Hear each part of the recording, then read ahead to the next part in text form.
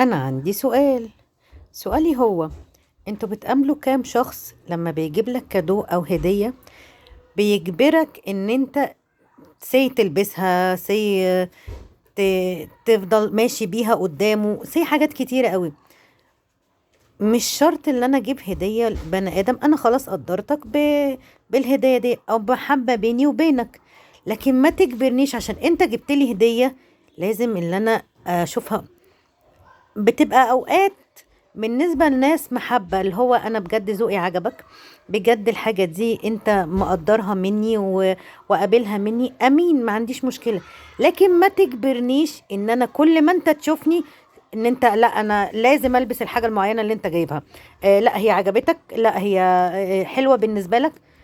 انت بتكره البني ادم في الكادو اللي انت جبته له من الاساس، فبتبقى الموضوع صعب قوي. انتوا لو اتحطيتوا في الموقف انتوا بتتعاملوا ازاي؟ انا بتوصل بيا المرحله انا مش عايز منك حاجه، خليك في حالك وخليني في حالي، انت فاهمين قصدي؟ هستنى منكم الاجابه بسرعه.